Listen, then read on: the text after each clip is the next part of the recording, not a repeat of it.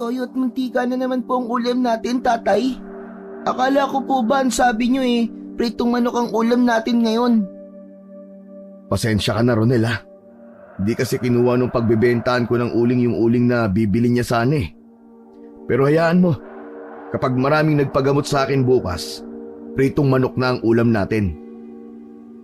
Lahat ng tao dito sa San Isidro ay sa'yo nagpapagamot, Melchor. Ang daming nagpapagamot sa'yo tapos toyo at mantika lang ang ulam natin. Magkakasakit na tayo nito sa bato eh.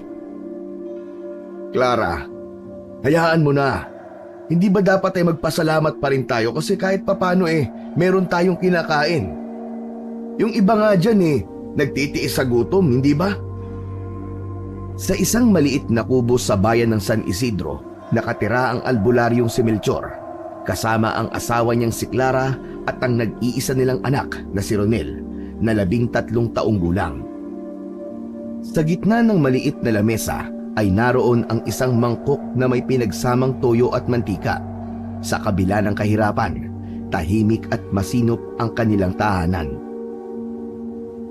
Melchor, bakit parang kontento ka na sa ganitong buhay? Wala ka bang pangarap na makaahon tayo sa hirap kahit paano? Isa na nga lang ang anak natin tapos hindi pa natin mabigyan ng maayos na buhay. Siyempre hindi, Clara. Hindi ganitong buhay ang gusto ko para sa inyo ni Ronel. Alam kong marami kang natutulungan, pero hindi ba dapat na tinutulungan mo rin ang sarili mong pamilya? Bakit kasi hindi mo gawin ng matagal ko nang sinasabi sa'yo? Maningil ka ng malaki sa mga nagpapagamot sa'yo. Sinasayang mo ang galing mo sa panggagamot. Kung sa akin ibinigay yan, ay malamang mayaman na tayo ngayon. Clara, ilang beses ko na bang sinabi sa'yo na ang panggagamot ay hindi dapat iniisip na parang negosyo? Kung ang mga tao ay hindi kayang magbayad, tatanggihan ko ba sila? Hindi ko naman sinasabi na tanggihan mo sila. Pero pwede naman siguro na maningil ka ng mas malaki sa mga kaya namang magbayad. Tingnan mo ang iba. May mga albularyo na halos ginagawang negosyo ang kanilang panggagamot. Tingnan mo ang buhay nila ngayon. Maayos at palaging nakakakain ng masarap. Napatingin si Melchor kay Ronel. May awang humaplos sa puso niya. Masakit para sa kanya na ganun lamang ang pagkain na kaya niyang ibigay sa kanyang pamilya. Pero wala siyang magawa sapagkat hindi sapat ang perang meron sila upang makabili ng masarap na ulam. Tatay, hindi ba pwedeng kahit minsan lang po yung medyo masarap naman po ang ulam natin? Sina Pedro po kasi, madalas po adobong baboy po ang ulam nila o kaya naman po pritong manok. Minsan nagpupunta pa sila sa bayan para kumain po sa masasarap na restaurant. Ay nako, ganito ang gawin mo anak. Kapag isinubo mo yung kanin na may toyo at mantika, isipin mo na adobong baboy yan. Makikita mo, maglalasang adobo yan. Ginawa ni Ronel ang sinabi ng kanyang ama. Nang bumukas ang mga mata ni Ronel, ay sumimangot ito. O di ba anak? Lasang adobo, di ba? Hindi naman po Lasang toyo at mantika pa rin po Tay, sana po yumaman na tayo para masarap na po palagi ang ulam natin. Anak, hindi lahat ng bagay sa buhay ay makukuha sa pera o sa masarap na pagkain. Maituturing na nating malaking biyaya na buong pamilya natin at wala tayong sakit. Pero tatay, lagi na lang po tayong ganito. Baka pwede naman na minsan maningil ka ng malaki sa mga nagpapagamot po sa inyo para naman kahit papaano po hindi naman puro toyo at mantika na lang po ang ulam natin. Ronel anak, ang kakayahang manggamot ay isang biyaya na hindi dapat sinisingil ng higit sa kayang ibigay ng tao. Kapag naningil tayo ng malaki at pinagkakitaan natin ang kakayahan ko, baka isang araw mawala na ito sa akin. Hindi ba mas mahihirapan tayo kapag gano'n na nangyari? Nahihirapan na nga po tayo ngayon pa lang Malalim na napabuntong hininga si Melchor. Alam niyang hindi madali para sa kanyang anak at asawa ang ganong klase ng buhay. Pero hindi niya kayang suwayin ang sarili niyang mga paniniwala. Mabuti pa ang anak mo. Marunong intindihin ang sitwasyon natin. Saka, Tigilan mo na nga ang pagsasabi na maganda ang buhay natin kahit papano, kahit hirap na tayo. Melchor, naiintindihan ko ang pananaw mo. Pero isipin mo naman ang anak natin. Hanggang kailan tayo magiging ganito? Ano kung magkasakit si Ronel o may kailangan tayong bilhin? Hindi naman natin pwedeng ipambayad ang pagkakawang gawa mo sa mga tao. Alam ko, Clara. Alam kong nahihirapan na kayo. Lalo ka na. Pero ang panggagamot ko ay para sa mga nangangailangan. Hindi ko kayang manggipit ng mga tao at hindi sila gamutin dahil hindi sapat ang pambayad nila sa akin. Kung ano ang kayang ibigay ng mga tao, yun lang ang tatanggapin ko. Pero paano tayo, Melchor? Hindi naman tayo mabubuhay sa awa lang. Yung mga taong tinulungan mo, nasan sila? Mabibigyan ba nila tayo ng ulam ngayon? Hindi naman, di ba? Hindi na nagsalita pa si Melchor. Si Clara ay sumulyap lamang sa kanya na tila napagod na sa pakikipagtalo sa kanya. Habang si Ronel naman ay muling bumalik sa pagkain ng walang imik. Matapos kumain ay tumayo na si Melchor at naglakad papunta sa bintana na nasa gilid ng kanilang bahay. Tinanaw niya ang malayong kabundukan.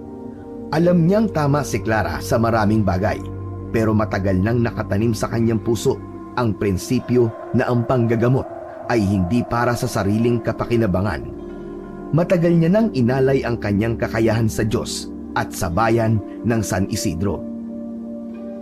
Panginoon ko, alam ko na hindi niyo po hahayaan na ganito ang buhay naming mag-anak habang buhay.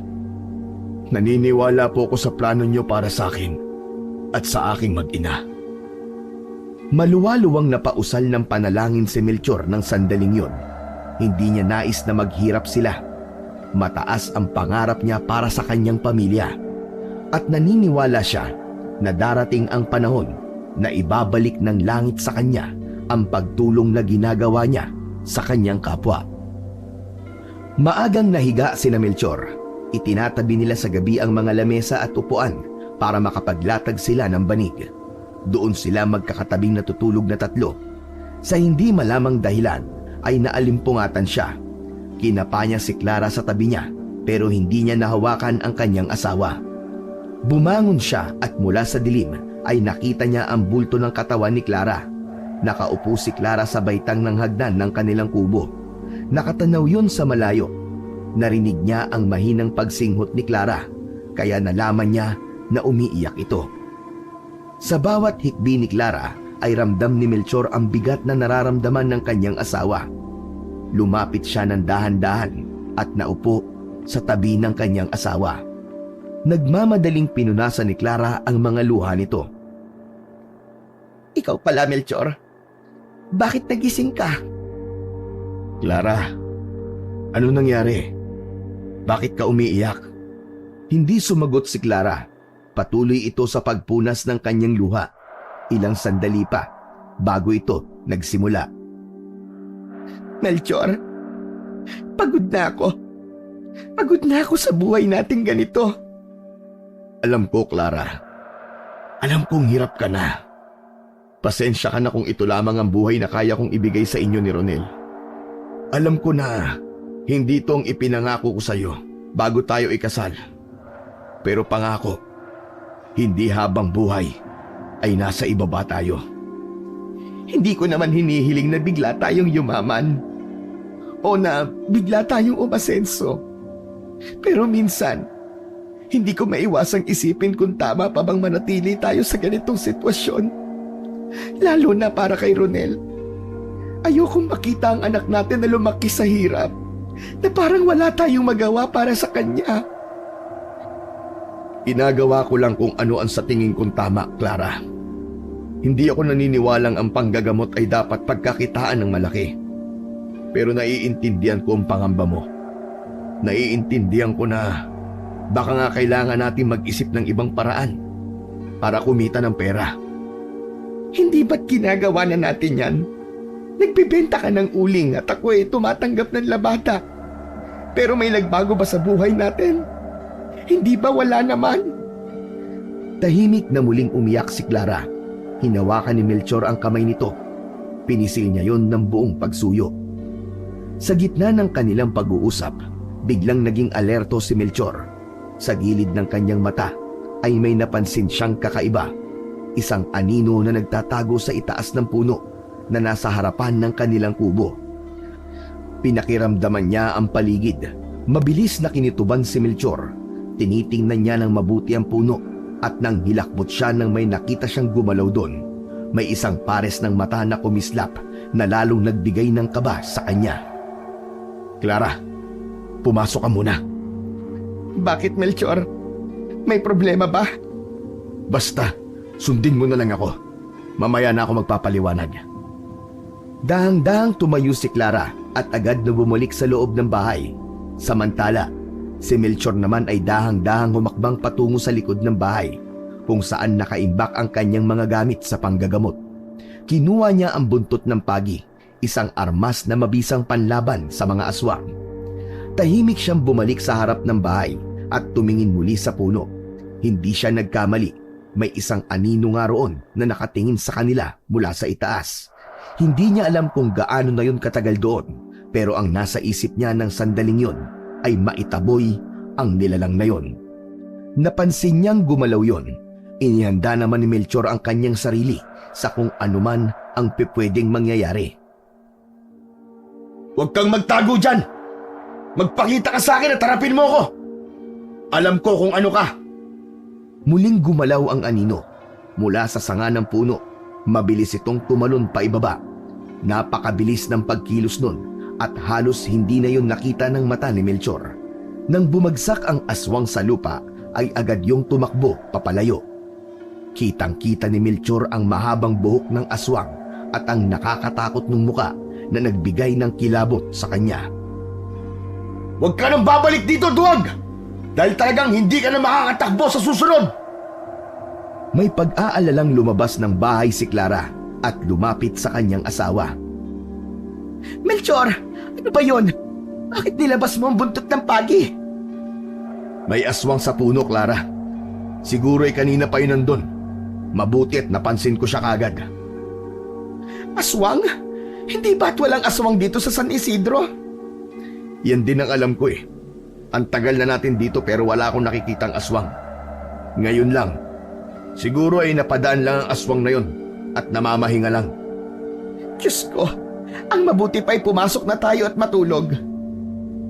Papasok na sana sina Melchor at Clara nang makita nila si Ronel na nakatayo sa may bungad ng pintuan. Tama po bang narinig ko? May nakita po kayong aswang? Aswang? Teka, anong aswang, anak? Narinig ko po kayo kanina ni nanay. Hindi anak.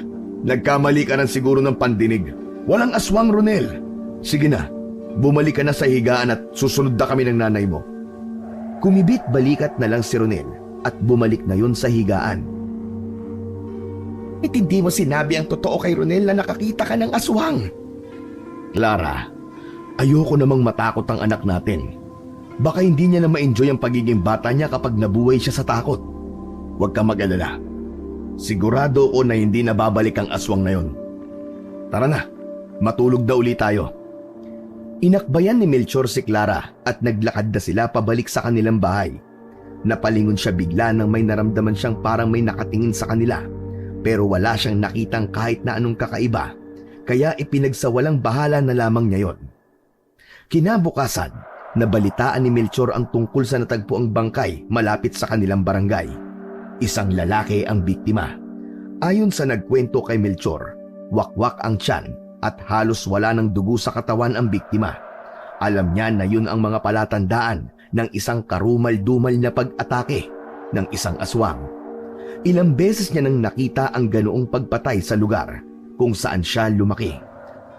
Ang lolo niya kasi ay isang manunugis, kaya kahit paano ay may kaalaman siya pagdating sa mga ganoong bagay.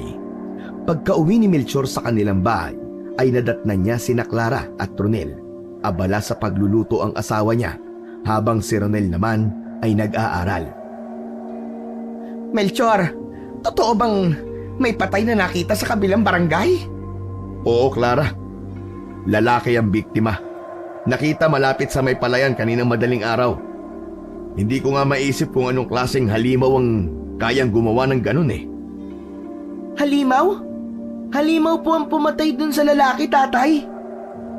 Oo anak, ayoko sanang sabihin sa'yo mga ganitong bagay pero mas makabubuti kung alam mo nangyayari ngayon para makapag-ingat ka rin. Anak, kagabi, may nakita kami ng nanay mo na isang aswang. Malakas ang kutob ko na siya ang pumatay dun sa lalaki sa kabilang barangay. Kaya simula ngayon anak, kailangan nating maging mas maingat. Huwag na kayong lalabas kapag gumagabi na. Lalo ka na. Walang kahit anong dahilan para lumabas ka ng bahay pagkatapos ng takip silim. Naiintindihan niyo ba ako? Pero tay, paano kung may mga kaibigan po ako na gustong maglaro? Mahilig pa naman kami maglaro ng tagu-taguan tuwing gabi, lalo na po kapag walang pasok sa susunod na araw. Hindi na pwede yun ngayon anak.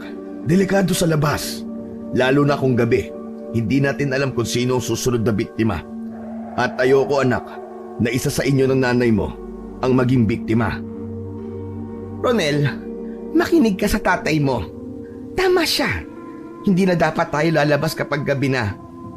Pero Melchor, hanggang kailan kaya tayo matatakot ng ganito?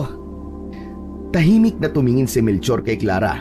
Alam niyang iniisip nito kung bakit hindi siya kumikilos bilang albularyo para tugisin ang halimaw. Sa dami ng kanyang karanasan noon, siya ang unang nilalapitan ng mga tao kapag may ganong uri ng problema. Clara, mahirap labanan ng ganong uri ng nilalang ng mag-isa lang. Hindi rin kasi to basta-basta. Pero sa tingin ko, ay kailangan ko nang kumilos. Anong ibig mong sabihin, Melchor? Kailangan ko nang kumilos, Clara. Hindi pwedeng wala akong gawin lalo na't may banta ng panganib dito sa San Isidro. Dahil sa aswang na yon. Ayoko. Hindi ako pumapayag. Hindi mo na kailangan gawin yan. Wala nang ibang mahalaga kundi ang kaligtasan mo. Hindi ka na dapat magsugal ng buhay mo para sa mga bagay na hindi mo na responsibilidad. Clara, hindi ko rin gustong mangyari to. Pero may mga bagay na hindi ko kayang pabayaan na lang. Kung hindi ako kikilos, sino ang kikilos? Kahit paano ay meron akong kaalaman sa pagtugi sa mga aswang. Ginagawa ko na ito noon sa lugar namin nung binata pa ako. Melchor, sapat na ang nagawa mo noon. Hindi mo kailangan isakripisyo ang sarili mo ngayon.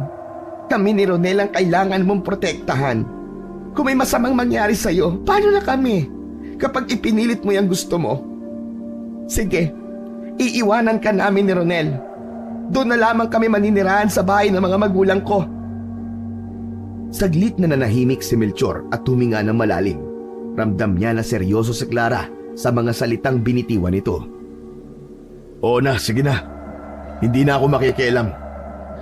Hahayaan ko na lamang sina Kapitan ang gumawa ng paraan para solusyonan ang problema ng lugar natin ngayon. Ayokong malayo sa inyo at ayoko rin na sumama ako sa inyo sa bahay ng mga magulang mo. Hindi ako pwedeng umalis dito sa San Isidro dahil mawawalan ng manggagamot dito. Salamat, Melchor. Ayoko lang naman na mapahamak ka. Hindi ko kaya kapag nawala ka sa amin ng anak mo. Ngumiti si Melchor at tumango. Hinaplos niya ang kamay ni Clara. Ngunit sa loob ng utak niya ay isang bagay ang nananatiling maliwanag. Hindi pwedeng wala siyang gawin. Kahit sinabi niya kay Clara na hindi niya tutugisin ang aswang, ay alam niya na kailangan pa rin niya yung gawin. Isang hapon, habang may ginagamot na batang lalaki si Melchor, ay napansin niya na kanina pa nakatayo si Clara sa labas ng kubo nila. Nakatingin yun sa kanya na para bang may nais siyang sabihin. Nang matapos na sa panggagamot si Melchor, ay saka pumasok si Clara upang kausapin siya.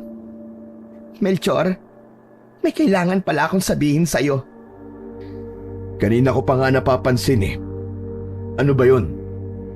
Yung pinatay na lalaki ng aswang ay asawa pala ng kumare nating si Nena. Ano? Si Berto? Oo, si Berto nga. Magpapaalam ako sa'yo na mamayang gabi ay magpupunta ako kina Nena para makipaglamay.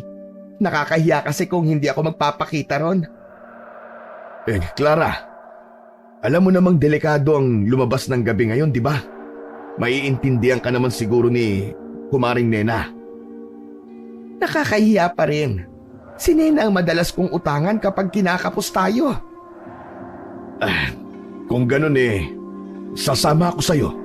Mas mabuti na kasama mo ko para hindi ako nag-aalala sa'yo. Kung sasama ka sa akin, sino ang kasama rito ni Ronel? Hindi pwedeng sumama si Ronel doon dahil may pasok pa siya sa school bukas. Pero delikado, Clara. Hindi ako kampante na payagang kitang lumabas ng gabi lalo na ngayong may banta ng aswang dito sa atin. Hindi agad sumagot si Clara. Nararamdaman ang pagtutol ng asawa. Alam niyang mahalaga kay Melchor ang kanilang kaligtasan. Ngunit ang pagkawala ng asawa ni Nena ay napakalaking bagay para sa kanya. Naiintindihan ko naman ang pag-aalala mo, Melchor. Pero hindi naman ako mag-isa. May mga kasama ako. Sila Ising, Marta, at yung iba pa nating kapitbahay. At saka hindi naman ako uuwi ng mag-isa. Kahit na may kasama ka, Clara, hindi ibig sabihin na ligtas na kayo. Alam mo naman kung gaano kalakas ang aswang. Hindi sila basta-basta natatakot kahit na maraming tao. Huminga ng malalim si Clara at tumitig sa kanya. Pangako, hindi naman ako magtatagal doon. Magpapakita lang ako kay Nena tapos uuwi na ako. Siguro naman hindi aatake ang aswang kapag maaga pa at marami pang tao sa labas. Ay nako, mukhang hindi na talaga kita mapipigilan. Kung ganon, siguraduhin mo lang na hindi ka magtatagal, ha? Oh, salamat Melchor. Huwag ka mag-alala dahil mag-iingat ako. Basta ikaw muna ang bahala kay Ronel habang wala ko rito sa bahay, ha? Patulugin mo siya ng maaga. Tinitigan ni Melchor si Clara ng ilang sandali bago bumuntong hininga. O sige, mag-iingat ka asawa ko, ha? Hihintayin kita rito sa bahay mamaya. Isang matamis na ngiti ang isinagot ni Clara. Hinaplos nito ang pisngi ni Melchor. Napansin ni Melchor na tila malungkot ang mga mata ng asawa niya. Pero inisip niya na baka dahil lang yun sa pagkamatay ng asawa ni Nena. 10:00 na ng gabi, ilang beses nang sumilip si Melchor sa bintana. Umaasa siya na sa pagsilip niya roon ay makikita niya ang asawa niyang si Clara. Hindi na siya mapakali. Panay ang lakad niya habang hindi mawala ang pag-aalala sa kanyang dibdib. Tatay, ano po nangyayari sa inyo? Kanina ka pa po paikot-ikot dyan.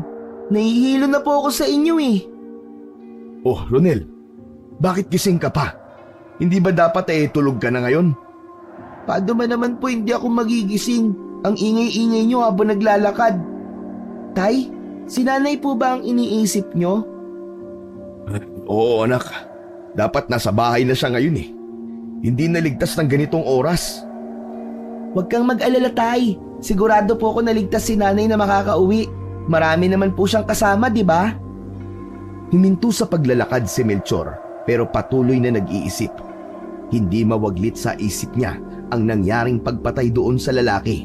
Hindi niya kayang alisin sa utak niya na malaki ang posibilidad na nasa panganib na ang kanyang asawa. Sa wakas, isang desisyon ang naisip ni Melchor. Hinarap niya si Ronel at hinawakan yun sa balikat. Ronel anak, susunduin ko ang nanay mo ha. Hindi na ako mapalagay eh. Huwag kang lalabas ng bahay kahit na anong mangyari ha. Iiwan niyo po akong mag-isa rito sa bahay? Oo, mabilis lang ako anak. Babalik din kagad ako.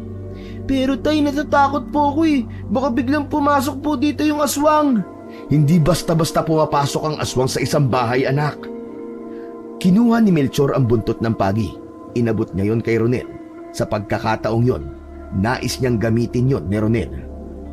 Ano pong gagawin ko rito sa buntot ng pagi, tatay? Ikaw na muna ang humawak niyan para lumakas ang loob mo. Kung sakali man na may aswang na pumasok, ay huwag kang magdadalawang isip na hatawin siya niyan gamit ang buntot ng pagi ha. Pero sigurado ako na wala namang aswang ang papasok dito sa bahay. Huwag kang matakot anak. Kailangan ko lang talagang sunduin ang nanay mo. Alalang-alala na ako eh. Pero hindi po ba?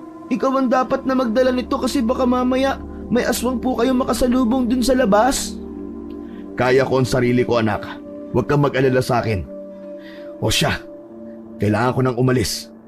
Sige po tay, bilisan niyo lang po ah. Pangako anak. Pagkalabas ko ikandado mong pinto at huwag kang magpapapasok ng ibang tao. Ngumiti si Melchor ng bahagya habang pilit na itinatago ang kanyang pag-aalala sa harap ng anak. Isang malalim na hininga ang binitawan niya bago siya lumabas ng bahay. Mabilis ang lakad ni Melchor sa madilim na daan. Tanging liwanag mula sa buwan ang nagbigay ng gabay sa kanya.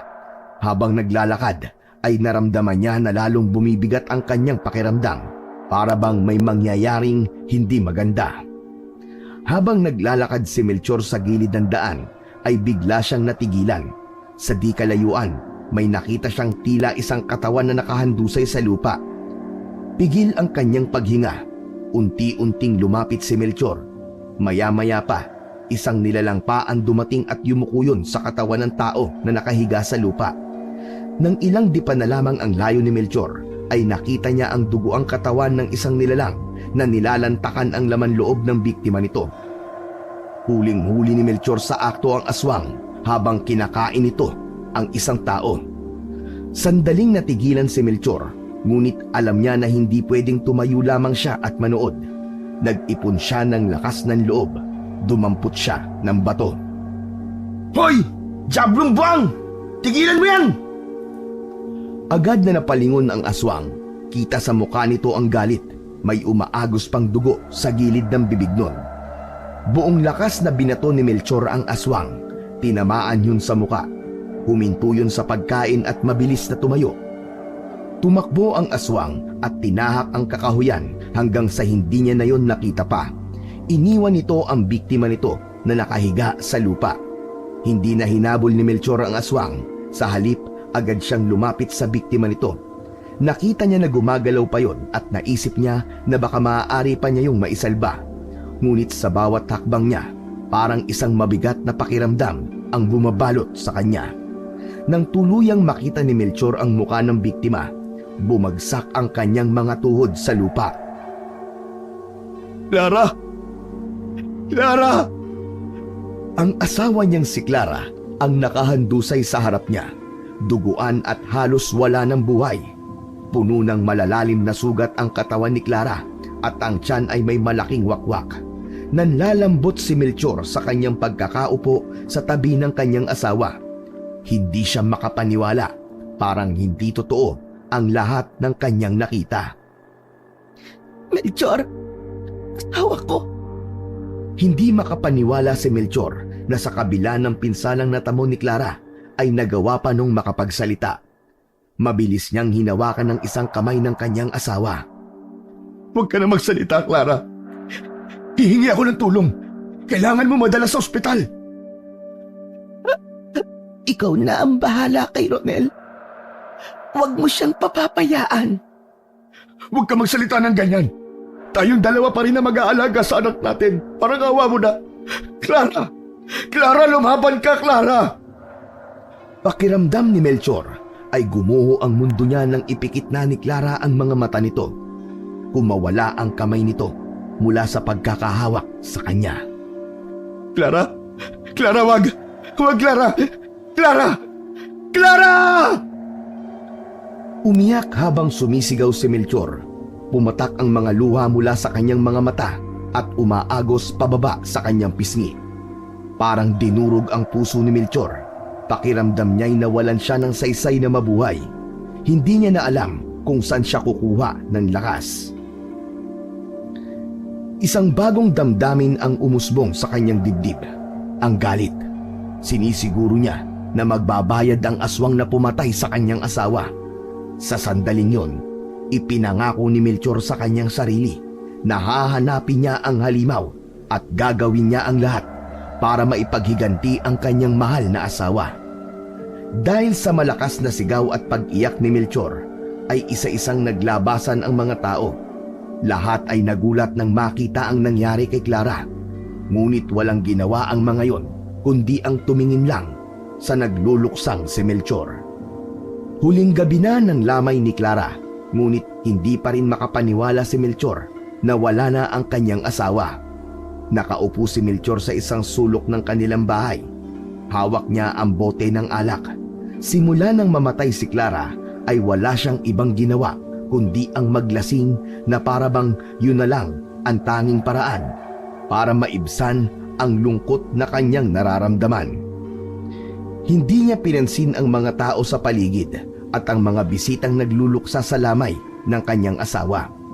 Maya-maya pa ay lumapit si Ronel sa kanya. Bakas sa mukha nito ang pag-aalala.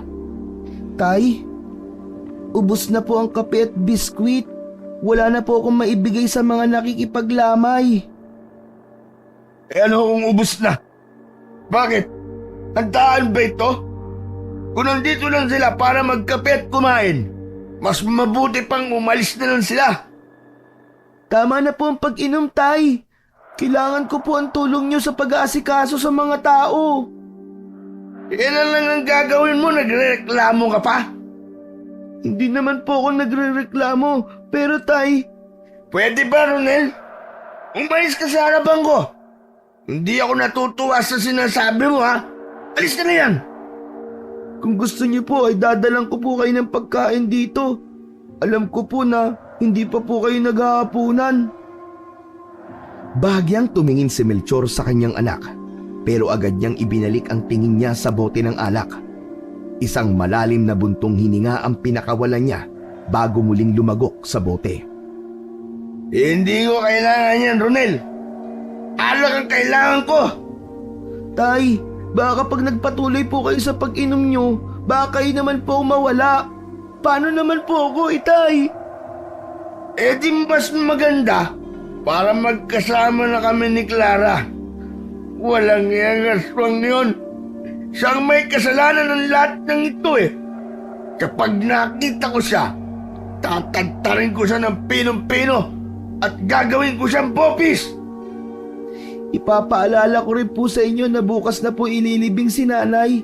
Maaga po tayo sa simbahan kaya sana po huwag kayo mag-inom ng marami. Tama na po yan, tatay. Matapos sabihin yun ni Ronel, ay iniwanan na siya nito. Bumalik na yon sa pag-aasikaso sa mga taong nakikipaglamay. Alam ni Melchor na nahihirapan ang anak niya sa pag-aasikaso sa mga tao, pero wala talaga siya sa wisyo para humarap sa mga tao. Sa paglalasing niya ay nakakaramdam siya ng kapayapaan dahil kapag hindi na kaya ng katawan niya ay nakakatulog na siya. At kapag tulog na siya, nagagawa niyang takasan kahit sandali ang katotohanan na wala na ang kanyang mahal na asawa. Sumapit na ang araw ng libing ni Clara. Nagising si Melchor sa pagtama ng sikat ng araw sa mukha niya mula sa nakabukas na bintana. Bumalikwas siya ng tayo. Paglabas niya ng bahay ay wala na roon ang kabaong ni Clara. Napagtanto niya na tanghali na siyang nagising. Hindi na siya nagpalit ng damit. Kinuha niya ang bote ng alak na hindi niya naubos nung nakaraang gabi at tinahak niya ang daan papunta sa simbahan. Pero wala na rin ang mga tao ron, kaya sa sementeryo na siya sumunod na pumunta. Nakahinga siya ng maluwag nang makita na tinatabunan na ng lupa ang kabaong ni Clara. Lumapit siya roon at lumagok ng isa sa hawak niyang bote. Habang nagdadalamhati ang mga tao, si Melchor ay hindi nagpakita ng kahit anong emosyon. Patuloy lang siyang umiinom. Pagkatapos ng libing, dahang-dahang naglakad palayo si Melchor. Hindi man lang niya pinansin ang mga taong lumapit sa kanya para makiramay. Dumiretso siya pabalik sa kanilang bahay habang bitbit ang bote ng alak na parabang yun na ang pinakamahalagang bagay para sa kanya. Naupo siya sa isang lumang upuan at muling tumungga ng alak. Napahinto siya nang dumating ang anak niyang si Ronel na namumugto ang mga mata dahil sa pag-iyak. Nagiinom na naman po kayo, tatay. Hanggang kailan po ba kayo ganyan? Huwag kang nakikialam sa akin, Ronel, ha? At hindi ko alam hanggang kailan ako ganito. Baka habang buhay na. Kahit anong mangyari, hindi ko matatanggap na wala ng nanay mo, ang asawa ko. Tay, nandito pa po ako. Kailangan ko po kayo eh. Malaki ka na, anak. Kaya mo ang sarili mo. Lumipas ang mga araw at walang nagbago kay Melchor. Gabi-gabing naglalasing at araw-araw na hindi pinapansin ang kanyang anak. Si Ronel na rin ang nag-aasikaso sa bahay. Ito na rin ang gumagawa ng uling para meron silang kitain na pera, habang si Melchor ay patuloy sa paglubog sa kanyang sariling kalungkutan. Isang gabi, habang nakatayo si Ronel sa pintuan, naghihintay ng kahit kaunting atensyon mula sa kanyang ama, ay tahimik lang si Melchor sa isang tabi habang patuloy sa pag-inom ng alak. Wala kang ibang tunog na maririnig sa bahay kundi ang pagbagsak ng bote sa lamesa at ang pagbuhos ng alak sa baso. Tay, may meeting po ang mga magulang bukas sa school. Ano naman ngayon? Kailangan niyo daw pong pumunta, tay, para po kasi yun sa recognition day namin. Third honor po ko, tatay. Ako, hindi ako makakapunta. Malamig na tiningnan ni Melchor ang kanyang anak. Nangilid ang luha sa mga mata ni Ronel, pero agad nito yung pinunasan gamit ang palad nito. Sige po, tay. Ayos lang po. Ako na lang po ang pupunta sa meeting ng mga magulang. Nagpatuloy sa paglalasing si Melchor. Hindi pa rin mawala sa isip niya ang itsura ni Clara nang makita niya yun ng gabing naging biktima ito ng aswang. Tumiim ang bagang niya. Ipinangako niya sa sarili na sa sandaling magkaroon siya ng pagkakataon na makaharap ang aswang, ay hindi niya sasayangin ang pagkakataon na yon at agad niyang papatayin ang halimaw na pumatay sa kanyang asawa.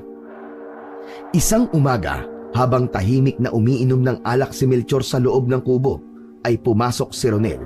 May pag-aalinlangan sa mukha nito habang nakatingin sa kanya. Tumayo si Ronel sa harapan niya. Tay, may gusto pong magpagamot sa inyo. Nasa labas po sila. Kailangan daw po nila ng tulong. Ilang araw na daw pong mataas ang lagnat ng anak niya, tapos may tumutubong sugat po sa katawan. Hindi gumalaw si Melchor. Tila bingi sa sinabi ni Ronel. Tinitigan lamang niya ang bote ng alak at muling tumunga. Nag-aalala na po daw kasi yung nanay ng bata eh. Kawawa naman po. Baka po pwedeng papasukin ko na sila rito para magamot niyo na po. Ay ako, wala akong ganang manggamot ngayon. Sabihin mo sa kanila na umpalis na. Maghanap ka mo sila ng ibang albularyo o kaya sa ospital nila dalhin ang anak niya. Pero tatay, sa tingin ko po wala silang pera pambayad sa ospital. Kahit silipin niyo lang po yung bata, tay. Kahit po ikaw ay maaawa sa kanya. Hindi ka ba talaga marunong makinig, Ronel? Ang sabi ko, paalisin mo na sila. Ayokong manggamot. Ayoko. Kung gusto mo, ikaw na lang ang gumamot sa kanila. Pwede ko bang sabihin sa kanila na bumalik na lang sila bukas o sa ibang araw, tay? Hindi ka ba marunong umintindi? Wala sabi akong ganang manggamot at baka hindi na ako manggamot kahit kailan. Pero tay, mukhang masama po talaga ang kalagayan ng bata eh. Kung marunong lang po akong manggamot, ako po ang gagamot sa kanya. Sinabi kong ayoko, di ba? Wala akong pakialam kung mamatay man sila sa labas. Bahala sila sa buhay nila. Napaatras si Ronel sa gulat. Bumakas ang takot sa mukha nito habang nangingilid ang mga luha. Sige po, sasabihin ko na lang po sa kanila na masama po ang pakiramdam nyo kaya hindi po kayo makakapanggamot ngayon. Sa pagtalikod ni Ronel para lumabas ng bahay, ay naramdaman niya ang labis na kalungkutan ng kanyang anak. Gusto sana niya yung habulin at kausapin ng maayos, ngunit masyado siyang lasing ng oras na yon. Pakiramdam niya kapag tumayo siya ay mabubuwal na siya. Mula sa loob ng ay narinig ni Melchor ang paghingi ng paumanhin ni Ronel sa magpapagamot sa kanya. Bahagya siyang nakonsensya, ngunit nang maalala niya na tiningnan lang siya ng mga tao nung makita niya ang kanyang asawa na nakahandusay nung kinain ito ng aswang, ay tama lang ang naisip niya na tanggihan ang magpapagamot na batang lalaki na nasa labas ng kanilang kubo. Malamig ang hangin ng gabing yon habang palakad-lakad si Melchor sa San Isidro. Tangan niya ang isang bote ng alak na wala ng laman. Hindi niya alam kung saan siya magpupunta, pero ang gusto niya ay maglakad hanggang sa mapagod siya. Uminom siya kanina sa bahay pero hindi siya inantok. Kaya naisipan niyang maglakad at baka kapag napagod siya ay makaramdam siya ng antok. Napahinto sa paglalakad si Melchor nang makarinig siya ng mahihinang ungol ng isang babae na parang nahihirapan. Nanggagaling yun sa masukal na bahagi sa kaliwa niya. "Sino nandyan? May tao ba dyan?" Wala siyang nakuwang sagot. Tumahimik na ang buong paligid. Hindi kayang baliwalain ni Melchor ang kanyang narinig. Naisip niya na baka may taong nangangailangan ng tulong. Pumasok siya sa kasukalan at hindi nagtagal ay may nakita siyang babae na nakahandusay sa lupa. Puno ng putik ang katawan at damit ng naturang babae. "Miss, ano nangyari sa'yo?" Hindi agad sumagot ang babae. Nang bumukas ang mga mata ng babae, ay agad din yung pumikit. Pinulsuhan ni Melchor ang babae at nalaman niya na buhay pa yun at nawalan lang ng malay. Hindi na nagdalawang isip si Melchor na buhatin ang babae at dalhin sa bahay nila. Wala si Ronel sa bahay kaya mag-isa niyang pinunasan ang babae hanggang sa mawala kahit paano ang putik nun sa katawan. Wala na siyang nagawa kundi ang palitan ng damit ng babae. Isinuot niya rito ang isa sa mga bestida ni Clara. Doon na nakita ni Melchor ang ilang pasa ng babae sa braso at hita. Meron din sa leeg at sa muka. Maya-maya pa ay dumating na si Ronel. May dala yung pagkain. Tay, sino po ang babaeng yan? Hindi ko rin alam eh. Nakita ko lang siya kanina sa kasukalan. Patay na po ba siya? Hindi anak. Nawalan lang siya ng malay. Bantayan mo muna siya. Magpapainit lang ako ng tubig. Sa tingin ko nilalagnat siya. Kailangan niyang mapunasan ng maligamgam na tubig para bumaba ang lagnat niya. Kapag nagkamalay na siya, tawagin mo kagad ako, anak. Nagtungo si Melchor sa likod ng kubo kung saan naroon ang kanilang lutuan. Nagpabaga siya ng uling sa kalan at nagsalang ng takure na may lamang tubig. Hindi pa man kumukulo ang tubig ay narinig na niya ang pagsigaw ni Ronel. "Tay! Tay, gising na po!" Nagmamadaling bumalik sa loob ng kubo si Melchor. Naabutan niya ang babae na nakaupo. May takot sa mga mata nun at bahagyang nanginginig ang buong katawan. Nilapitan ni Melchor ang babae. "Sino kayo? Bakit ako nandito?" Ako si Melchor at ito naman ang anak kong si Ronel. Nakita kita kanina sa kasukalan. Miss, ano palang pangalan mo? Salome. Ako si Salome. Saan ka pala nakatira? Iatid ka na namin sa bahay mo. Ayoko. Ayoko nang bumalik doon. Parang awa mo na. Wag mo na akong ibalik sa bahay namin. Bakit? Ano nangyari sa'yo? Tsaka, bakit puro pasa ang katawan mo? Tumakas ako sa bahay namin dahil sinasaktan ako ng bagong asawa ng nanay ko. Bukod pa ron, ilang beses niyang pinagtangkaan na halayin ako. Kaya mas pinili kong tumakas na roon. May awang humaplos sa puso ni Melchor nang marinig niya ang kwento ni Salome. Naramdaman niya na nagsasabi yun ng totoo. Kung ganun, ilalapit kita kay Kapitan Tano. Matutulungan kanya na magsumbong sa mga pulis para maipakulong mo ang gumawa niyan sa'yo. Hindi! Ayoko! Pulis ang gumawa nito sa akin. Baka mapahamak lang ako kapag nagsumbong pa kayo sa mga pulis. Pakiusap, dito na lang muna ako sa inyo maninirahan. Wala akong mapupuntahan. Nagkatinginan sina Melchor at Ronel. Nakita ni Melchor na may pag-aalinlangan sa mata ng anak niya. Ngunit labis ang awa niya para kay Salome. Malambot ang puso niya pagdating sa mga babaeng naaabuso dahil ganoon ang sinapit ng nanay niya noon sa tatay nila. Walang problema, Salome. Maaari ka manatili rito sa bahay namin hanggat gusto mo. Pagpasensyaan mo na lang kasi maliit lamang ang kubo namin. Ayos lang kahit maliit ang bahay. Basta sigurado ako na ligtas ako at hindi na makakaranas ng pang-aabuso. Maraming salamat sa iyo, Melchor. Napakabuti mo. Ligtas ka rito, Salome. Hindi ka masasaktan dito. Napayuko na lamang si Salome na para bang nahihiya. Iniwanan na muna ni Melchor at Ronel si Salome. Lumabas sila ng kubo para makapag-usap. Tay, Sigurado ka ba sa pagpapatira rito sa atin kay Salome? Oo anak, nakita mo naman ang kalagayan niya, di ba? Takot na takot siya. Desperada na siyang makakita ng lugar kung saan wala nang mananakit sa kanya. Pero tay, hindi kaya tayo naman ang mapahamak? Paano kung hanapin siya ng pamilya niya?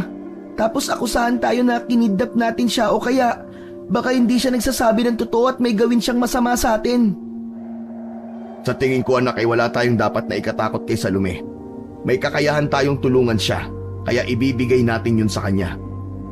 Ewan ko ba tay? Pero iba ang pakiramdam ko kay Ate Salome. Nagtataka lang kasi ako kung bakit ang bilis niyang magtiwala sa atin.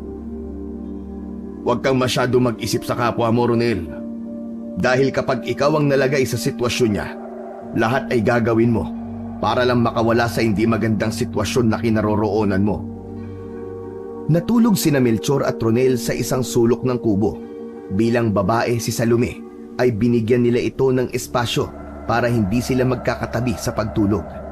Kinaumagahan, nagising si Melchor na wala si Salome sa loob ng kubo. Ang buong akala niya ay umalis na ito pero nang lumabas siya ay nakita niya yun na nagluluto ng almusal sa likod. Magandang umaga, Melchor. Pasensya na kung nakialam na ako sa mga pagkain niyo ha. Maaga kasi ako nagising kaya naisipan ko na magluto na ng almusal para makatulong ako sa inyo kahit papano. Nako, hindi mo na kailangan gawin yan, Salome. Ang dapat na ginagawa mo ay magpahinga. Maayos na ang pakiramdam ko. Ang sarap nga ng tulog ko kagabi. Kagabi lang ulit ako nakatulog ng ganun kasi alam ko na wala nang mga aabuso sa akin. Hindi ko lubos maisip ang pinagdaanan mo. Base sa mga pasamo sa katawan, alam ko na grabe ang ginawa sa'yo ng lalaking yun. Ayoko nang ikwento dahil kapag naaalala ko, ay natatakot lang ako. Hindi mo na kailangang ikwento pa kung hindi mo kaya, Salome. Sige na, ako na magpapatuloy sa ginagawa mo. Bumalik ka na sa loob ng kubo. Napakabait mo talaga, Melchor. Ang swerte siguro ng asawa mo sa'yo dahil may asawa siya na kagaya mo. Hindi nakapagsalita si Melchor sa sinabi ni Salome. Iniwanan na siya nito sa lutuan. Natahimik siya dahil bigla niyang naalala si Clara, ang kanyang asawa na namayapa na. Hindi niya naiwasan ang maging emosyonal at maluwa-luwa pa siya habang nakatitig sa kawalan. Sa loob ng 3 araw ay nasanay na kagad si Melchor na kasama nila sa bahay si Salome. Kahit hindi niya ito inuobliga na gumawa ng mga gawaing bahay, ay kumikilos pa rin ang babae. Masipag si Salome at sa tingin ni Melchor ay mapagkakatiwalaan. Hindi na pinansin ni Melchor ang mga bulong-bulungan sa San Isidro sa biglang pagsulpot ni Salome sa buhay nilang mag-ama. Hinayaan niya na ang mga tao na isipin kung ano ang gustong isipin ng mga yon. Wala pa rin ganang manggamot si Melchor. Apektado pa rin siya sa pagkawala ni Clara nang dahil sa aswang na nais pa rin niyang makaharap at mapatay. Isang hapon, gaya ng nakasanayan ay nag-iinom na naman si Melchor sa isang sulok ng kubo. Paulit-ulit na bumabalik sa kanyang isipan ang gabing natagpuan niya, ang katawan ng kanyang asawa. Walang patid ang pag-inom ni Melchor. Hindi niya naalintana ang pait ng alak na tila isa na lamang tubig para sa kanyang panlasa. Maya-maya pa ay pumasok si Salome. Suot nito ang blusa ni Clara. Tahimik itong lumapit kay Melchor at umupo sa harap niya. Melchor, wala ka bang balak na itigil ang pag-inom mo ng alak? Hindi naman sa nakikialam ako ha, pero napansin ko kasi na araw-araw kang naglalasing. Masama yan sa kalusugan mo. Babayaan mo na lang ako sa pag-inom ko, Salome. Masanay ka na kasi araw-araw ko tong ginagawa. Pampantok ko to eh. Alam ko na may dahilan kung bakit ka palaging naglalasing. Pwede mong ikwento sa akin at baka gumaan ng nararamdaman mo. Tahimik si Melchor habang nakatingin kay Salome. Tila nahihiyang yumuko si Salome na para bang hindi nito kayang salubungin ang mga titig niya. Tama ka, Salome. May malalim na dahilan kung bakit ako palaging naglalasing. Ginagawa ko to para makalimot kahit sandali. sa sakit ng pagkawala ng aking asawa na si Clara. Bakit? Ano ba nangyari sa asawa mo? Ipinagpalit ka ba niya sa ibang lalaki? Sumama ba siya sa iba? Sana nga ay ganun na lang ang nangyari. Mas matatanggap ko pa kung sumama na lamang siya sa iba para kahit papano, alam kong buhay siya. Ha? Patay na ang asawa mo? Tama ba ako? Oo, pinatay siya. Pinatay siya ng isang aswang sa lumi. Isang aswang. Walang kalaban-laban ng asawa ko sa kanya. Napakahayop niya. Kaya hindi ako titigil hanggat hindi ko napapatay ang aswang na kumuha sa buhay ni Clara. Ikinalulungkot ko, Melchor. Pasensya na kung nabuksan ko pa ang usapan tungkol sa namayapa mong asawa. Alam ko ang pakiramdam na mawalan. Hindi mo kailangan sirain ang sarili mo sa ganitong paraan. Hindi mo ako naiintindihan eh. Pinatay ng aswang si Clara. Kinuha ng aswang na yun ang lahat ng meron ako. Hindi na napigilan ni Melchor ang pagtulo ng kanyang mga luha.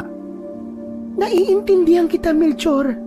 Pero, kailangan mo bang pahirapan ang sarili mo? Isa pa, lahat ba ay nawala sa'yo? Hindi ba't nandiyan pa si Ronel ang anak mo? Kailangan ka niya. Hindi ka ba naaawa sa kanya? Na siya ang nagtatrabaho tapos yung kakakarampot na perang kinikita niya ay napupunta lang sa pambili mo ng alak. Babalik lang ako sa normal kapag napatay ko na ang hayop na aswang na yun sa lumi. Pero hanggat alam kong buhay siya, mananatili akong ganito. Nasabi sa akin ni Ronel na isa kang magaling na manggagamot. Hindi mo ba hinahanap-hanap ang panggagamot mo? Ang pagtulong mo sa mga tao? Wala na akong pakialam sa mga tao. Ang tanging gusto ko lang ay makapaghiganti. Mahal ko si Clara. Mahal na mahal ko ang asawa ko. Hindi ko alam kung paano ko haharapin ang bukas na wala siya. Pakiramdam ko ay napakawalang kwenta kung haligin ng tahanan. Si Ronel, paano ko siya mapoprotektahan kung hindi ko man lang naprotektahan ang asawa ko? Alam kong mahirap. Alam kong masakit. Pero hindi mo kailangan magpakalunog sa alak para makalimot. Kailangan mong harapin ang sakit hanggang sa masanay ka. Isipin mo rin si Ronel. Sa'yo na lang siya umuhugot ng lakas ng loob ngayon. Doon na nagsimulang humagulgol si Melchor dahil sa sinabi ni Salome. Alam niya na mali ang ginagawa niyang pag-inom araw-araw pero hindi niya mapigilan ang kanyang sarili. Kailangan niya ang alak para makalimot sa sakit. Habang umiiyak si Melchor, ay lumapit si Salome sa kanya. Maigpit siya nitong niyakap at sa yakap na yon ay may ginhawang naramdaman si Melchor. Nang matapos ang pagyakap ni Salome, ay tumitig yun sa mukha niya at nagtama ang kanilang mga mata. Mabilis na inilapit ni Salome ang labi nito sa labi niya. Mapusok siya nitong hinalikan. Muntik nang madala si Melchor sa halik ni Salome, ngunit bigla niyang naisip si Clara kaya marahan niyang itinulak si Salome. Labis na nagulat si Melchor sa ginawang yun ni Salome sa kanya. Bakit mo ako inalikan? Pasensya na, Melchor. Hindi ko rin alam kung bakit ko yung ginawa sa'yo. Nagmamadaling lumabas si Salome ng kubo. Napatulala na lamang si Melchor. Kahit siya ay naguguluhan sa nangyari. Nakahawak siya sa kanyang labi at hindi maalis sa labi niya ang pakiramdam ng halik ni Salome. Isang umaga, habang gumagawa ng uling sina Melchor at Ronel, ay may sinabi si Ronel sa kanya tungkol kay Salome. Tay, wala po ba kayong napapansin kay Ate Salome? Napapansin na ano? Palagi po siyang lumalabas tuwing gabi kapag tulog na po tayo. Hindi ko nga po alam kung anong oras siya bumabalik eh. Sa bagay, hindi mo talaga mapapansin yun kasi palagi ka naman pong lasing. Hayaan mo anak at kakausapin ko siya. Sasabihin ko sa kanya na delikado na ang lumabas kapag gabi dahil sa may aswang na gumagala rito sa San Isidro. Nang magkaroon ng pagkakataon, ay agad na kinausap ni Melchor si Salome tungkol sa sumbong ni Ronel. Ngunit itinanggi yun ni Salome.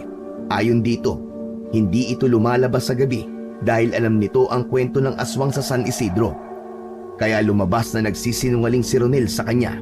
At kung bakit ginawa yun ni Ronel ay wala siyang ideya. Isang madaling araw, naalimpungatan si Melchor sa tunog ng pagbukas ng pinto. Pagbukas niya ng kanyang mga mata, ay nakita niyang lumabas si Salome ng kubo na parang nagmamadali. Agad na bumangon si Melchor.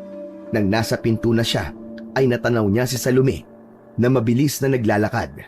Hindi niya napigilan na sundan yun upang malaman niya kung saan yun pupunta. Pumasok si Salome sa kakahuyan. Nagkaroon ng alinlangan si Melchor kung dapat ba niyang sundan si Salome. Pero nanaig sa kanya ang pag-aalala. Baka kung anong mangyari kay Salome kapag hindi niya yun sinundan. Nang makarating sila sa may gitnang bahagi ng kakahuyan, ay nagtaka si Melchor nang biglang nawala sa paningin niya si Salome. Lumingalinga siya sa paligid pero hindi niya na nakita ang babae. Salome! Salome! Salome, nasan ka? Umalingaw-ngaw sa tahimik na gabi ang boses ni Melchor. Habang nagmamasid siya sa paligid, isang malamig na hangin ang humampas sa kanyang muka. Bigla na lang siyang kinilabutan hanggang sa may narinig siyang kaluskos sa kanyang likuran. Nang lumingon siya, ay nakita niya ang isang malaking anino. Isang nilalang na hindi maipaliwanag ang itsura. Habang lumalapit yun sa kanya, ay nakumpirma niya na isang aswang ang naturang nilalang. Bago pa man siya makagalaw, bigla yun tumalon at sinunggaban siya. Nagulat si Melchor, hindi dahil sa pagsalakay ng aswang, kundi sa kakaibang kilos nito. Imbis na sakmalin o sugatan siya, dinilaan lamang nito ang kanyang muka. Nagpumiglas si Melchor, inasahan niyang kakagatin o papatayin siya ng aswang. Ngunit nagtaka siya nang biglang bumitaw ito at mabilis na tumakbo papalayo. Bumalik ka rito, hayop ka! Harapin mo ako! Bumalik ka rito! Hahabulin sana niya ang aswang pero napagtanto niya na wala siyang dalang armas upang labanan yun. Kaya kahit hindi niya na nakita si Salome, ay nagdesisyon na siyang bumalik sa kanilang bahay. Pagbalik ni Melchor sa bahay ay wala pa rin si Salome roon. Sinubukan niyang hintayin ang babae, ngunit nakatulog na lang siya ay hindi pa rin bumabalik si Salome. Kinaumagahan, bumungad kay Melchor ang balita na may natagpo ang bangkay sa San Isidro, isang biktima ng aswang. Nagmamadali siyang bumalik sa bahay at agad niyang hinanap si Salome na tila walang kamalay-malay sa mga nangyari. Salome, may nahanap na naman bangkay kanina. Pinatay ng aswang. Sino? Isang matandang lalaki. Natagpuan siya kaninang madaling araw sa may kakahuyan. Tumigil si Salome at sumulyap kay Melchor. Tahimik ang kilos nito pero may kakaibang lamlam sa mga mata niya. Salome, bakit ka madalas lumalabas tuwing gabi? Ano ba talaga ang ginagawa mo? Alam kong nagsasabi ng totoo si Ronel dahil nakita kita kaninang madaling araw na lumabas ng bahay. Nagpahangin lang ako, Melchor, yun lang. May mga pagkakataon kasi na naaalala ko pa rin ang masasamang naranasan ko. Gusto ko maglakad-lakad para kahit paano ay makalimot. Kung pag-iinom ang paraan mo para makalimot, ang sa akin naman ay paglalakad at pagmumuni-muni. Pero sinabi ko na sa'yo, di ba, na hindi ligtas ang lumabas kapag madilim na dahil sa aswang. Lalo na ngayon na may nabiktima na naman ng aswang na yun. Sigurado ko na yun din ang pumatay sa asawa ko. At alam mo ba, kagabi ay muntik na rin ako mabiktima ng aswang. Ano? Paano? Nung sinundan kita sa kakahuyan, may aswang na umatake sa akin. Ang akala ko ay papatayin niya ako pero dinilaan lang niya ang mukha ko. Tapos bigla na lang siyang tumakbo palayo. Diyos ko, nakakakilabot naman, Melchor. Pero salamat sa Diyos at hindi ka nasaktan. Kaya makinig ka sa akin, Salome. Huwag ka nang lalabas kapag gabi o madaling araw. Delikado, lalo na't babae ka. Sinundan kita kasi nag-aalala ko sa'yo. Nag-aalala ka sa akin? Tama ba ang narinig ko? Oo, Salome. Nag-aalala ko sa'yo. Nagulat si Melchor nang bigla siyang yakapin ni Salome ng mahigpit. Huwag kang mag-alala, Melchor. Gagawin ko ang sinabi mo. Pangako, hindi na ako lalabas tuwing gabi. Salamat sa pag-aalala mo sa akin. Para kay Melchor ay walang mali siya ang pag-aalala niya kay Salome. Normal yun sa kanya dahil nakatira si Salome sa bahay niya. Ano man ang mangyari rito na masama ay siya ang may kargo kapag nagkataon. Nang matapos siyang yakapin ni Salome ay may inabot itong pera sa kanya. Salome, para saan ang perang to? At saan ka kumuha nito? Ambag ko yan sa pagtira ko rito sa bahay mo, Melchor. Hindi yan galing sa masama. Kapag wala kay ni Ronel, ay naglilinis ako ng bahay ng mga kapitbahay dito sa San Isidro. Iniipon ko ang pera. Ngayong medyo malaki-laki na, kaya ibinibigay ko na sa'yo. Tinanggihan ni Melchor ang perang ibinibigay ni Salome. Sinabi niya na itago na lamang nito yon, ngunit iginiit ni Salome na talagang para kay Melchor ang pera na yon. Sa huli, tinanggap na lamang niya ang pera at naisip niya na ibili yun ng alak. Nang mga sumunod na araw, hindi maiwasan ni Melchor na mapansin ang mga pagbabago sa kilos ni Salome. Palagi yung nakangiti sa kanya. Mas madalas na rin siya nitong kausapin kahit walang kakwenta-kwentang bagay. Kapansin-pansin din ang pagiging maasikaso nito, lalo na sa kanya. Melchor, kumain ka na ba? Naganda ako ng paborito mong adobo. Salamat Mamaya na siguro. Busog pa ako eh. Ano ka ba? Mas masarap kumain kapag mainit ang pagkain. Gusto mo ba na sabayan kitang kumain? Hindi na nakipagtalo si Melchor. Kumain na lamang siya para hindi na humaba pa ang usapan nila ni Salome. Sa totoo lang, may ilang na siyang nararamdaman dahil sa sobrang malapit nito sa kanya. Sa mga nakalipas na gabi, nahuhuli pa rin ni Melchor na umaalis si Salome. Kapag sinusundan niya ito, ay palagi na lang yung nawawala. Hindi niya na inusisa pa si Salome tungkol sa bagay na yon, bagamat may takot siya na baka may kung anong mangyari rito. Isang hapon, habang umiinom ng alak si Melchor, ay pumasok sa kubo si Ronel. Galing yun sa paaralan. Tahimik na naglakad papalapit si Ronel sa kanya. Tay, kailangan po kitang makausap. Ay nako anak, kung tungkol na naman yan sa pagpapatigil mo sa akin sa pag-inom-inom ko, huwag mo nang ituloy. Kahit anong sabihin mo, hindi ako titigil sa pagpapakalasing hanggat hindi ko napapatay ang aswang na yun. Paano niyo po mapapatay ang aswang, Tay? Kung wala naman po kayong ginagawa kundi ang maglasing. Pero hindi po tungkol sa alak ang sasabihin ko sa inyo. Tungkol po kay Ate Salome.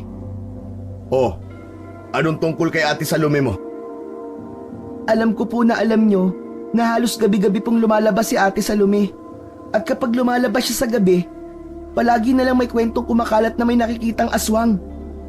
O kung hindi man merong bangkay na nakikita na halatang biktima ng aswang. Ano namang kinalaman ni Salome sa sinasabi mo? Sa tingin ko po, Tay, ay malaki. May kutob po kasi ako na baka si Ate Salome ang aswang. Natigilan bigla si Melchor. Sa kabila ng tama ng alak, nabigla siya sa sinabi ng kanyang anak. Ano bang pinagsasasabi mo, Ronel? Huwag kang gumawa ng kwento. Hindi aswang si Salome.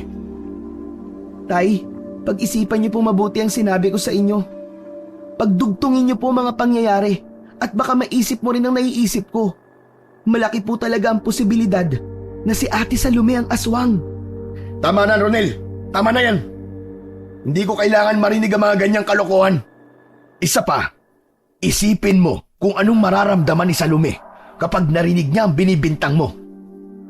Tumahimik na si Ronel matapos niyang magsalita. Diretso yung nakatingin sa kanya na para bang meron pa itong nais na sabihin. Oh, ano pang itinatayo-tayo mo dyan? May sasabihin ka pa ba? Tay, maraming tao na po nagtatanong sa akin kung kailan ulit kayo manggagamot. Napakalaking kawalan po para sa kanila na hindi nyo na magagamot ang mga may sakit dito sa San Isidro. Marami ang napipilitan na magtungo po sa ospital kahit wala po silang pambayad. Sabihin mo sa kanila, hindi na ako manggagamot. Para saan pa? Bakit pa kailangan kong bumalik sa panggagamot? Wala nang dahilan para manggamot ako ng may mga sakit. Wala na ang nanay mo. Siya lang ang dahilan ko kung bakit ako nagsusumikap kahit barya-barya ang kinikita ko. Si nanay lang talaga, Tay. Paano naman po ako? Ikaw, alam mo, sana ikaw na lang ang napatay ng aswang at hindi ang nanay mo. Sana ikaw na lang ang nawala. Agad na nagunahan ang mga luha sa pisngi ni Ronel. Gusto pa sanang bawiin ni Melchor ang mga sinabi niya, ngunit dumating na si Salome. Umalis si Ronel sa harapan niya at umupo sa isang sulok ng kubo. Ano nangyari? Bakit umiiyak si Ronel? Hindi sinagot ni Melchor ang tanong ni Salome.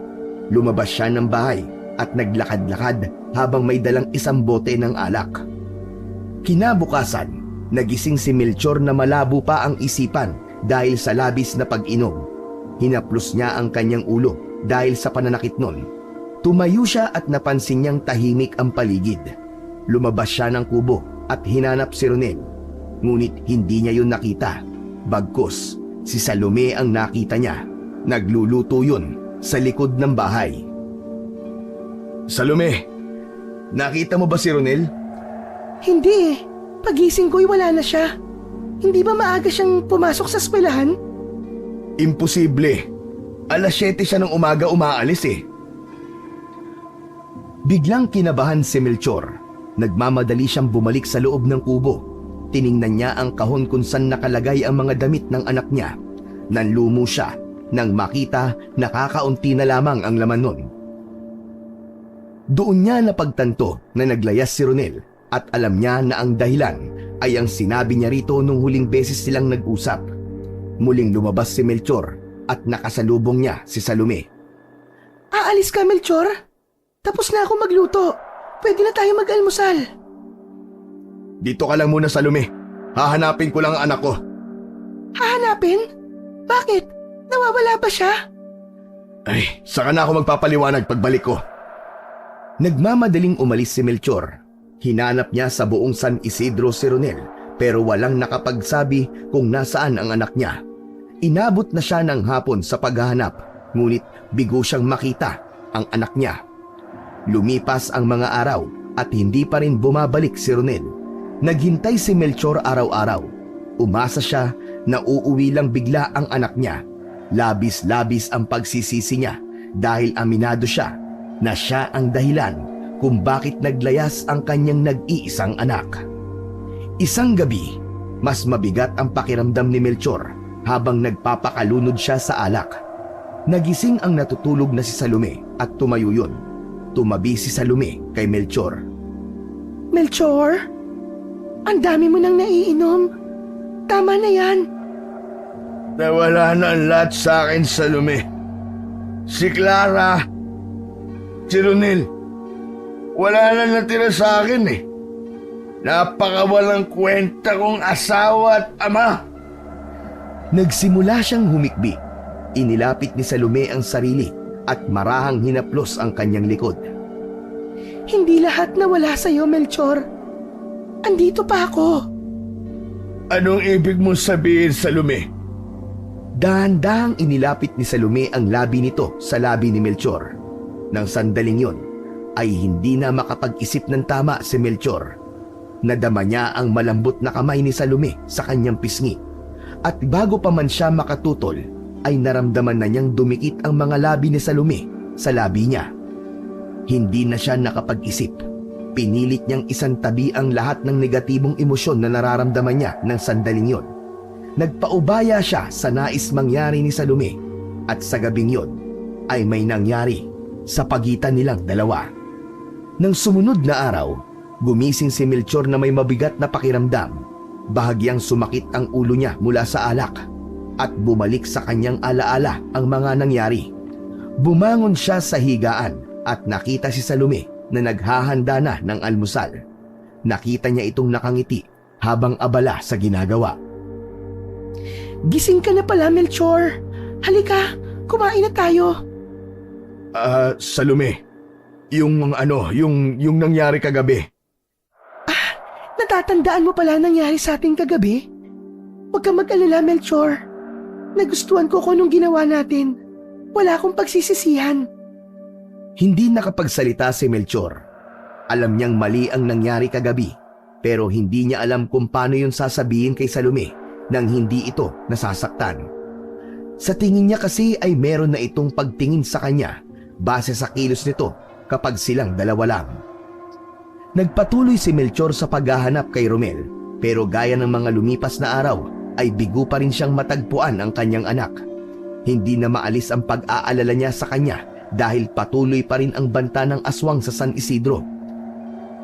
May mga narinig siyang nagsasabi na nakikita pa rin ng mga yun ang aswang tuwing gabi. Natatakot si Melchor na baka isang umaga ay bangkay na ni Ronel ang makikita ng mga tao. Isang gabi, habang nag-iinom si Melchor, ay muli siyang nilapitan ni Salome. Kinabahan na siya dahil baka maulit ang nangyari sa kanila nung nakaraang gabi. Nagiinom ka na naman, Melchor. Kumusta na pala ang paghahanap mo kay Ronel? Hindi ko pa rin siya nakikita eh. Wala pa rin makapagsabi kung nasaan ang anak ko. Melchor, bakit mo iniisip ang anak mo? Hindi na siya babalik. Ako, nandito ako para sa'yo. Kung gusto mo, pwede mo akong anakan. Gumawa tayo ng anak na kapalit ni Ronel. Nahihibang ka na ba, Salome? Ano bang sinasabi mo? Hindi mapapalitan si Ronel. Melchor, huwag mo nang isipin si Ronel. Ako na lang ang isipin mo. Nandito ako para sa'yo. Sasamahan kita habang buhay. Nagulat si Melchor nang maramdaman ang malambot na labi ni Salome sa kanyang leeg. Napansin niyang inilalapit pa nito ang katawan sa kanya. Agad siyang napaatras. Huwag, Salome. Hindi na tama ito. Iparamdam mo ulit ang pagmamahal mo sa akin, gaya ng ginawa mo kagabi. Papaligayahin kita, Melchor. Sisiguraduhin ko na makakalimutan mo si Clara ng dahil sa akin. Kahit anong gawin mo, hindi ko makakalimutan si Clara. Siya lang ang babaeng mamahalin ko. Lasing lang ako nung may mangyari sa atin. At pinagsisisihan ko yun. Hindi kita mahal, Salome. Paano mo nasasabi yan? Mahal kita, Melchor. At alam kong mahal mo rin ako. Ang sabi mo sa akin ay nag-aalala ka, di ba? Kapag ganun ay, mahal mo ang isang tao. Hindi kita mahal, Salome. Si Clara lang ang mahal ko. Kaya pinagsisisihan ko ang lahat ng nangyari sa atin. Pakiramdam ko, para ako nagtaksil sa asawa ko. Pero patay na si Clara. Hindi ka pwede magtaksil sa isang bangkay na inuuod na sa ilalim ng lupa. Hindi mo ba nararamdaman na ako lang ang nagbibigay sa'yo ng pagmamahal ngayon? Ako na lang ang may pakialam sa'yo. Tigilan mo na ang ilusyon mo, Salome. Hindi mo dapat binibigyan ng kahulugan kung paano kita itrato. Hindi kita mahal at hindi kita mamahalin kagaya ng pagmamahal ko sa aking asawa. Tinitigan ni Melchor si Salome, ngunit hindi ito natinag. Melchor, tandaan mo to. Hindi kita hahayaang maging masaya. Kung hindi mo ako kayang mahalin, sisiguraduhin ko na walang makikinabang sa'yo.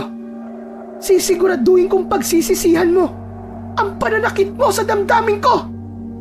Yun ang huling sinabi ni Salome kay Melchor bago yung tuluyang umalis sa bahay ni Melchor. Hindi na pinigilan ni Melchor si Salome. Para sa kanya ay mas makabubuti kung mawawala na si Salome sa bahay niya dahil hindi na maganda ang nangyayari sa pagitan nilang dalawa.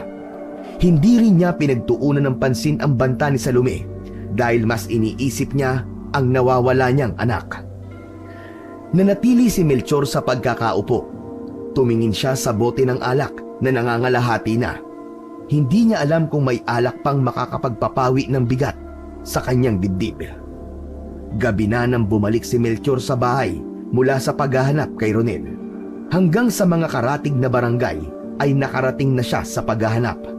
Halos 1 linggo na mula nang maglayas ang kanyang anak. At wala pa rin siyang balita kung nasaan ito. Nang pumasok siya sa kubo ay nagulat siya nang nakita niyang nag-aantay si Salome sa loob. Pero sa halip na ang karaniwang malambing na mukha nito, galit at lungkot ang nakita niya sa mga mata nito. Anong ginagawa mo rito, Salome? Hindi ko kayang hindi ka makita, Melchor. Umalis ka na. Mas mabuti para sa ating dalawa na wala ka rito sa bahay. Hindi mo ba talaga ako kayang mahalin, Melchor? Lahat ginagawa ko para sa'yo. Pero palagi ka na lang, si Clara, si Clara. Patay na siya, Melchor. Patay na siya. Wala akong pakialam kung patay na ang asawa ko. Nagsasayang ka lang ng oras sa akin. Makakahanap ka rin ng lalaking kayang suklian ang pagmamahal mo. Gusto mong malaman ang totoo, Melchor? Matagal na akong may gusto sa'yo. Madalas ay nasa labas ako ng bahay na ito lalo na nung buhay pa si Clara. Tahimik ko kayong pinanonood. Tahimik ako nasasaktan at naiinggit. Palagi akong humihiling na sana'y ako naman ang pumalit sa pwesto ni Clara sa buhay mo. Kaya isang araw, isang ideya ang pumasok sa isip ko, Melchor. Ako ang pumatay sa asawa mo. Anong sinasabi mo? Aswang ang pumatay kay Clara. Kitang-kita ng mga mata ko. Kaya paanong ikaw ang pumatay sa kanya? Tama ka. Aswang ang pumatay sa kanya. At ako ang aswang na yon, Melchor. Sinungaling ka, Salome. Hindi totoo yan. Ginugulo mo lang ang utak ko. Ayaw mo bang maniwala? Hinubad ni Salome ang suot nitong damit at sa isang iglap ay unti-unting nagbago ang anyo ni Salome. Ang mga kuko nito ay humaba. Ang mga mata ay nagdilim at naging matalim. Nagkaroon ito ng matatalim na ngipin. Hindi makapaniwala si Melchor sa kanyang nasaksihan. Doon niya nalaman na isangang aswang si Salome. Mabilis na nag-isip si Melchor. Tumakbo siya sa may pinto upang kunin sa likod nun ang buntot ng pagi. Ngunit nanlumo siya nang malaman niya na wala na roon ang mga armas na ginagamit niya sa pakikipaglaban sa aswang. Nagulat siya nang biglang sumulpot si Salome sa harap niya. Mabilis siya nitong sinakal at itinaas sa ere. Nagpumiglas si Melchor. Alam niya na kapag nagtagal ang pagkakasakal sa kanya, ay malaki ang posibilidad na mamatay siya. Parang awa mo na, Salome! Pangawalan mo ako! Parang awa mo na! Mahal kita, Melchor.